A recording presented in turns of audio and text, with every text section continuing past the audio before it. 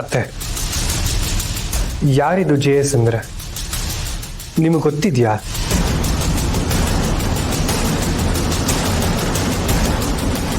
ತಾತಂಗೂ ಈ ವ್ಯಕ್ತಿಗೂ ಯಾವುದಾದ್ರೂ ಹಳೆ ದ್ವೇಷ ಇದೆಯಾ?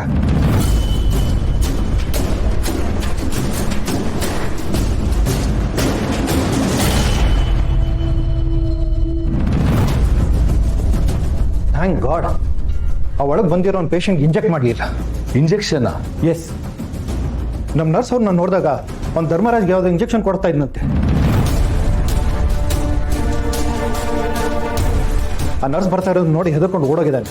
I found this injection bottle ದೇ. ಅವ್ನು ತಂದಿದ್ದ ಮೆಡಿಸಿನ್ ಏನಾದರೂ ಇಂಜೆಕ್ಟ್ ಮಾಡಿದರೆ ಧರ್ಮರಾಜ್ ಅವ್ರಿಗೆ ಪ್ಯಾರಾಲಿಸಿಸ್ ಸ್ಟ್ರೋಕ್ ಆಗಿರೋದು.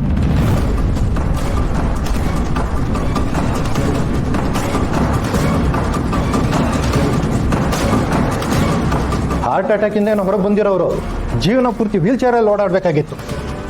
ಅಮ್ಮ, ಐ ಥಿಂಕ್ ಧರ್ಮರಾಜ್ ಅವ್ರಿಗೇನೋ ಥ್ರೆಟ್ ಇದೆ.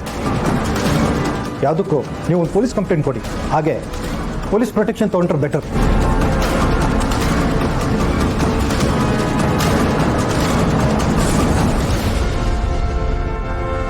ಅತ್ತೆ, there's something you are hiding from me.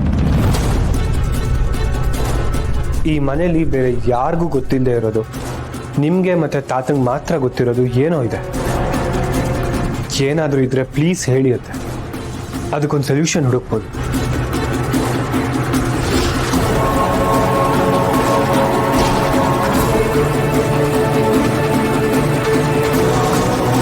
ಅದಿ ಬಾ.